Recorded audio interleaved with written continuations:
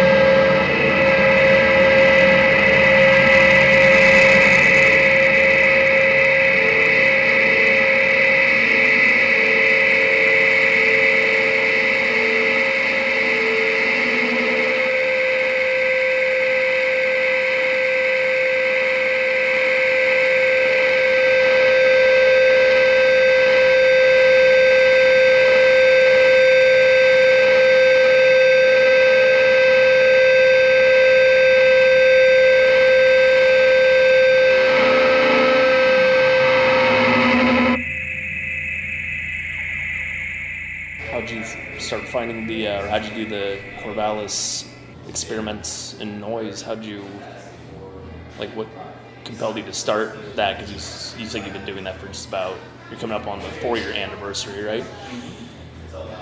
Well, back in the Midwest where I moved from, I couldn't really find many noise musicians, which I think has changed now. Really? But at the time I couldn't. And I've been a fan of noise music for a long time. Okay. And when I came out to Oregon, a friend of mine actually, literally days before I moved out here, maybe like a week, had met a community in Eugene, strong community, probably like 10 different acts, 12 different acts or something. Right. And so when I moved here, started going to their shows, I loved their stuff, and eventually it just kind of turned into this conversation of like, well, what about games? Sure. And I said, yeah, that's a great idea. So I looked around and I looked around, and I really wanted to find a place where I didn't have to spend money for it. I didn't want that to be a part of it. Sure.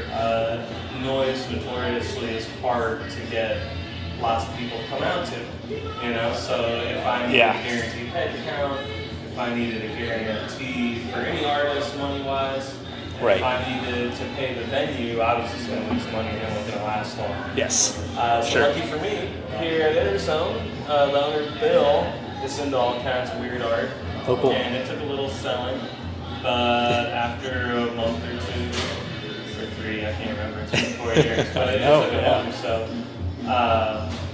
Kind of just talking to him, telling what our plan was, and telling him what we were going to do. Yeah. He eventually gave us a date, and it went well.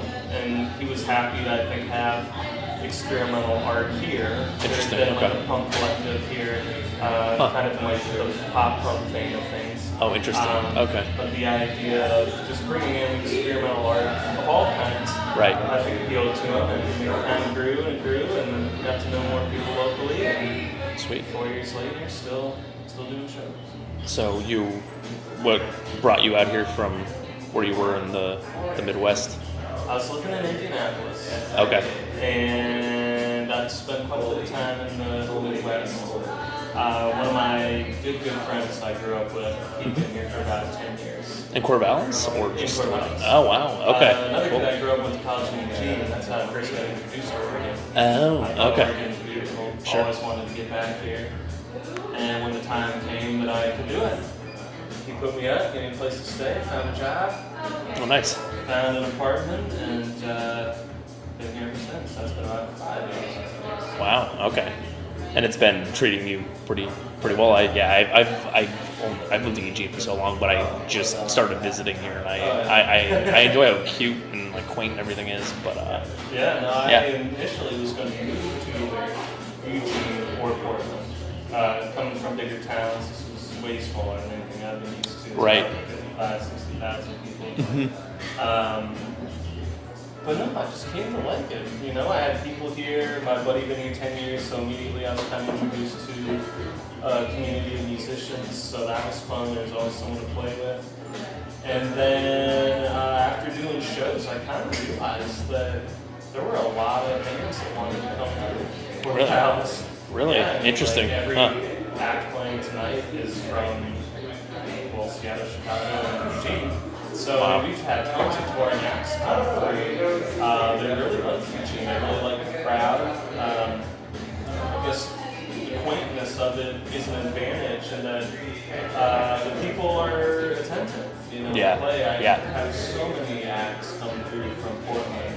They all say the same thing. No one in Portland cares. No one pays attention. Nobody really, asks you about what you're doing or gives you an opinion left or right, whether they liked it or didn't like it. It's kind of like they just attend the show and they just talk amongst their peers or whatever, and they don't really engage. Interesting. In and out, So to right. play a show and have people actually come up and ask them about their gear, ask them about their influences or what they're about, I think they really enjoy that. A lot of those bands are just begging to get out. Sure. So kind of realizing that, I realized, well, why do I've got it all right here. Right. It's a great location. It's basically right between Portland and Eugene. Yep. So I can go to and from there, no problem. The ocean's not far. Right. Right. Exactly. And how many artists, I know we talked about this the first time we interacted. How many folks would you say or artists or whomever you've hosted or had come through Interzone the last 4 years? Well, if you include just in town, because we've Yeah. done shows at a couple other venues. This is our home base here. But Okay. We've done shows at a place called Bounce Away Cafe. We've done shows at various art spaces at the theater in town. If you just count all the shows we've done in Corvallis, it's been like it's over 200. Wow. Yeah, That's a lot. 210 or something like that. Right. And how have the projects, I'm so used to talking about the specific albums. How's it grown over the past 4 years? Have you seen it swell and become pretty large, or you got a decent following, or how's that been? Just like anything else, when I first started doing these shows, I was given some great advice.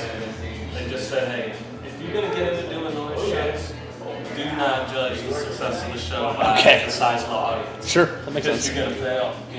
Right. I mean, even in Portland, I have tons of people that come through here because they can't get a 20, 30 guaranteed hit count. Really? Sometimes you throw a show and you get that easily and you give up. Right. Other times you throw a show and everything looks great and no one shows up. Wow. It's just up and down. There's definitely a core group of people here. I think probably one of the real delights of doing this has been not the crowd size, but seeing how many collaborations have occurred because of it. Sure. There's a lot of bands now that exist in town that met at these shows. Oh, interesting. And noise music has a tendency to bring more people that are just musicians themselves, rather than people that are just oh, let's see what this is about. I mean, you get a couple of those, but they usually see what it's about. Right. If they even make it to the end of the show. Sure. Depending on the acts you have. Sure. But musicians that are just curious with sound and curious with experimentation, they're the ones that tend to show up and keep showing up. I see. And then, what's nice about Oasis, there's no barriers, there's no limit, there's no real right or wrong way to do it. Sure. And we have a lot of musicians that have been in other genres that end up doing little side noise projects because they just feel so relieved that they don't have to worry about being on the right key or being on the right beat or counting if you're a drummer or hitting that. They just talk about how they feel like that's really confining and that's really constricting, and sometimes you just want pure energy, just pure feral energy to just. Right. And you can improvise and you can script a little bit and it doesn't matter as much, or right, okay. And you've been, and I should have figured this out when we first met, but so do you have a couple monikers, or do you have a handful of projects that you're currently in? Yeah, I kind of jump around a lot. Okay. I do solo stuff under Don't Say Anything They Won't See You, which is a lot of studio work that takes field recordings of endangered cultures around the world. Interesting. Indigenous cultures or traditional cultures, Wow. particularly their instruments, because once they pass away, no one will know how to make their instruments, or we may never hear that sound again. So you try and give it some So space to I'll live sample within. that, and Interesting. then I'll leave that together with harsh noise. Interesting. Just make it this real abrasive kind of things. I just put those up for fun. I don't charge anything. Is that just on Bandcamp or something of this sort? Okay. And then when I play live, I do more just kind of politically based, performance art, drum noise stuff. And recently I've used this bush. I got this dried out bush that makes the stick sound. Interesting. I've got a death whistle. Playing the dart, light some candles, have this mask that a friend of mine made. And these are all separate performance. These are your performances don't always congeal to that exact setup per se. Kind of interesting. Usually drums, because I play drums, so there's usually some kind of percussive element. Interesting. Okay. Nothing really rhythmic, just freak out noise drum stuff. A lot of feedback. Sure. I'm actually in an experimental puppet group here in town called Project Dial Productions. That's a local artist who I met in town who's amazing. He plays this Project Dial. He'll be playing here this weekend. Oh, cool. He builds these puppet theater stuff out of cardboard, and we all got characters, and it's just this weird, absurdist, like puppet stuff. We'll be doing shows at Bombs Away on the 7th. We'll see how that goes. Is this going to be like kind of the foray? Like, is this one of your first live? We've done it now probably 3 or 4 times. Okay. We're doing I think I'm well. Street a lot more. Okay. Which will be fun. But I also do something with him, which he calls a noise castra, which is like all our stuff's just made out of trash and percussive, and we're actually going to play the farmers market. We're just going to show up and just do it. Oh, interesting. On the 14th. Okay. And he's made these huge like box head things. Wow. I'm in a band called Bolshmirs, with a trans woman out of Eugene that's also like really noisy, like performance art based. And then there's some random kind of like side things that have kind of floated in and out. One's like a drone noise project called No Method.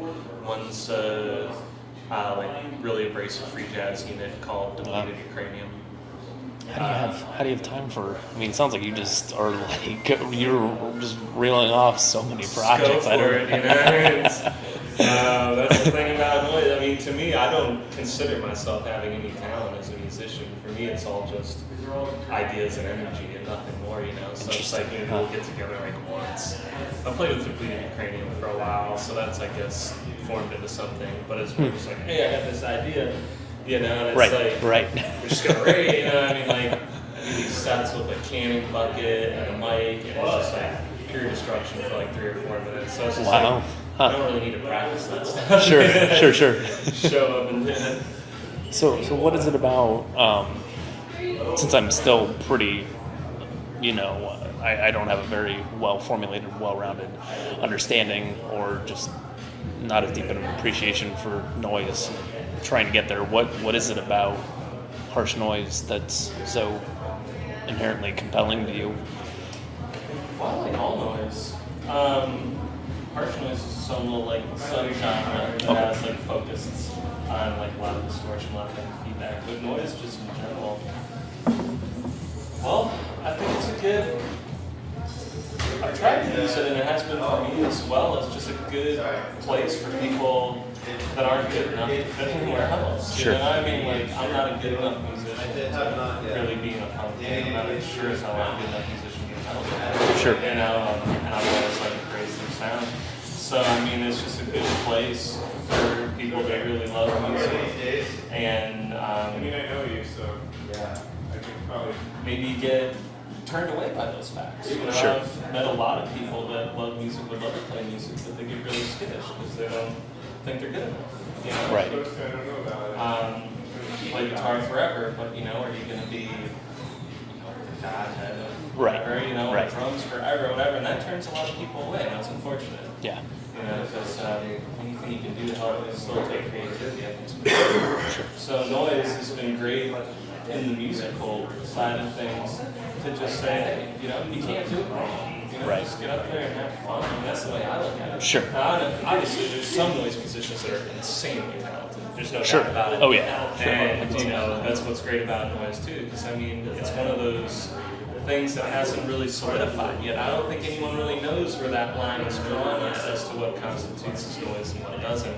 Because I've had acts play these shows that are incredibly meditative, drone-based stuff, you know, and that aren't, you know, really driven and abrasive, but very meditative, very, Sure. you know, I've had some people describe it, they come in and aren't quite sure what's going on. It's kind of like really soundtrack music, really like your interesting. kind of vibe, you know, background kind of stuff. So it's nice to have a kind of music that allows you to breathe like that. You know? Yeah, and definitely. it gives you an opportunity to create interesting bills that still work, if that's the right way to put it. Sure. You know, it's like you can put all those people in one room and you can put them all in the same bill, and it still seems to work. Yeah. Yeah. Even if it's like like even that one show I came to, it was kind of like an eclectic gathering of a bunch of different genres, but it all seemed to, I don't know, it all seemed to come together. It all seemed like it just I don't know, just like made sense. Like because you had there was like the noise rock ish band mixed with like just like the experimental guitar work, and yeah, it was really interesting. Yeah. Yeah, no, and I hope it stays that way. Yeah. You know, I mean, and that's really been one of my main goals with this, is to really focus on inclusiveness. Sure. It's unfortunate that a lot of artistic scenes tend to get really exclusive. Yeah, you know, you're in or you're out, and I just don't think the world needs that right now. Yeah, so, that makes sense. So just attempting to keep that as wide open as possible for all different artistic disciplines, for all different kinds of people. Sure. Is there a procurement, or is there is there like a very specific intent you have when you like like who you allow, or like, I mean, I know you're trying to not keep it, you're trying to make it inclusive, but is there like a way that you kind of procure the artists you bring in, because you do the noise shows, that's basically once a month, and you've been doing that for about 4 years now. So is there like, We pretty much brought in whoever. really? Okay, Sometimes cool. it doesn't work. I have learned that the hard way. We once had these like incredibly technical like folk artists come through, and I think some people were kind of like, "What the hell was that?" Because it was definitely It was like too structured almost, or was it was too? way different. Oh, okay. So I don't know if see. they necessarily didn't like it. I just don't think they really knew what to make of it. Sure. But, you know, I mean, you see me with my prepaid phone. I don't really have much of an internet presence. I reach out to people. Right. I reached out to Cheeks. I love Right. their music. Right. Super happy. So, a lot of it's just been word of mouth, honestly.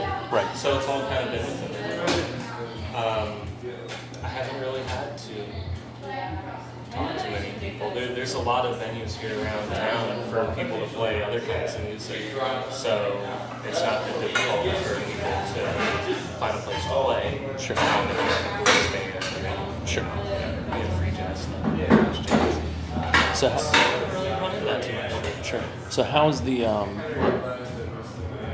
over like the last 4 years, how like the kind of the evolution of the the experiments in noise, how has it evolved? Has it gone in some interesting directions you didn't really foresee as it kind of become something, just compared to like, relative to what you intended to set out to do with it? How has it changed? And I didn't expect to throw more than like 1 or 2 shows. Honestly, Really? I mean, Okay. I had friends in Eugene. I really wanted to get them all up, but sets are 15 minutes long. We were billing 7-8 acts a show, so I went through those pretty quick. Right. And I just thought, hey, this is going to be fun. We'll bring them into town. We'll see how people handle it, and then we'll move on. People got excited enough where I thought, hey, just keep going. Sure. I guess one of the things that's really surprised me is how many people I've gotten to meet, which has been a blessing. I feel like, I've gotten to meet so many different people this way. Sure. And I love people, so I Right. think that's a beautiful thing, and that's something that I really enjoy. I guess it's also been surprising how hard it is for certain noise artists to find a place to play. So in a way, I've also kind of held this down because we get a lot of people who come through, like we talked about earlier, that Right. can't get head counts, can't find a place to play, Right. can't whatever. So they actually have a kind of home base Sure. for people to say, hey, you're playing a kind of music that you can't get in other places, depending on where you're coming from. We can at least give you somewhere to do that. Yeah, and it's just interesting that's Corvallis is kind of a place for experiments, noise, because I know that there's a little bit of a scene in Eugene, or there is one, which I'm still trying to unearth a bit, but it's Corvallis just seems like such an interesting, I don't know, just in the entire state of Oregon, just kind of right here, like just that it kind of is thriving or subsisting as long and as well as it has been. Yeah, I grew up. I never well, saw. Eugene's I actually having trouble never. finding places to play. Really? That's probably why you can't find what they're doing. They can do Yeah. one little thing once a month, people just called Fun Again Games on That's- Sunday night. That's right. But Yeah, I mean, it's like once a month. And it's like it's really like sporadic when that is, when that Sunday will occur. So yeah, I mean, we've had a ton of people come through to say, And do you generally find folks reaching out to you quite often, or do you get, you know, like a lot? Yeah. Okay, interesting. I've met enough people now, and I try to keep track of who plays when, where, you know, somebody puts a word out they like to play, that I can, you know, keep bringing them back, bringing them back. Right. And giving people priority that haven't played, or that haven't played in a while, and making sure they come through rather than just booking like the same act. Sure. I don't play too many of the shows, you know, because if there's someone else who wants to play that hasn't, I'll just give them a spot, making sure just fill in if somebody can't make it or whatever. Sure. When's the last time you? Oh, sorry. Go ahead. No, you can. When was the last time you played a show? Are you going to playing any here in the near future? Or? Well, I'm going to be. It's not really me, but that experimental public theater kind of. Oh, like right. That's going to be. That's going to be July 7th. But I'm more just like a puppet. You know, I play a character called Cheese Mouse Bird. Oh, you're stuck in that one. Oh no, I am now. Yeah. Oh yeah. And then there's a kind of little house venue called Cast. We're gonna do it there too. That's later that month. Okay, sweet. We're gonna like dress up the whole room and stuff. It's like rainbows and all kinds of stuff. Sure. So that'll be fun. But as for me actually playing a set, I might play one like late July. Okay. We're having a guy that's really involved with activism and organized kind of like anarchist philosophy from Cincinnati come through. Interesting. So his shit's really, really abrasive, really political, and that kind of fits with my solo act, so I'll probably complement that by the really politically charged bill. Yeah, it's just interesting to hear too, like just getting folks from over on, you know, more East Coast, and then they just roll through Corvallis. Yeah. Yeah, that's what I'm saying, right? Yeah.